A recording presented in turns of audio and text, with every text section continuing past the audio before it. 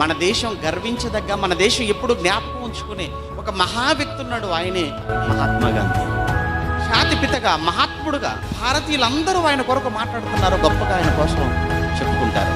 అయితే ఆ మహాత్ముడికి ప్రేరణ, ఆ మహాత్ముడికి స్ఫూర్తి బైబిల్లో రాయబడిన మాటలేనన్న సంగతిని ఈ మత ఛాందసవాదులు దీన్ని వాళ్ళు గ్రహించగలరంటారా?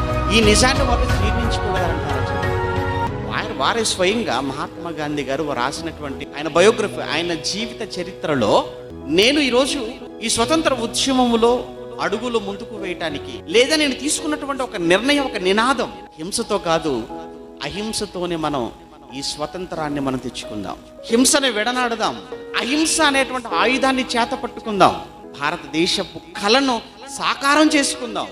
ఇంతకీ అహింస అనే నినాదం ఎక్కడదయ్యా అన్నప్పుడు తను చెప్పిన మాట బైబిల్లోనిది.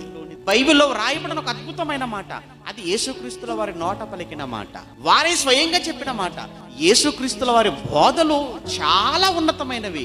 యేసు చేసినటువంటి బోధనలో, ఆయన ఇచ్చిన ఉపన్యాసాలలో నాకు అత్యంత ఇష్టమైనటువంటి బోధ, ఆయన చేసినటువంటి ప్రసంగాల్లో నాకు చాలా ఇష్టమైన ప్రసంగం ఆయన కొండ మీద చేసిన ప్రసంగము అన్నారు. యేసుక్రీస్తుల వారు కొండ మీద చేసినటువంటి ప్రసంగంలో, ఇచ్చిన ఉపన్యాసంలో ఆయన అన్నాడు, యేసుకు ముందు కానీ యేసు తర్వాత కానీ అటువంటి ప్రసంగం ఎవ్వరు ఇవ్వలేరు, ఎవరు చేయలేరు. ఇక అంతగా నా జీవితం మీద ప్రభావాన్ని చూపించాయి అన్నారు. అందుకే గాంధీ గారు మాట్లాడినటువంటి మాటల్లో మరొక అద్భుతమైన మాట, కుడి చెంప మీద కొట్టువాని వైపునకు ఎడమ చెంప కూడా అదే అధ్యాయంలో ఉన్నమాట.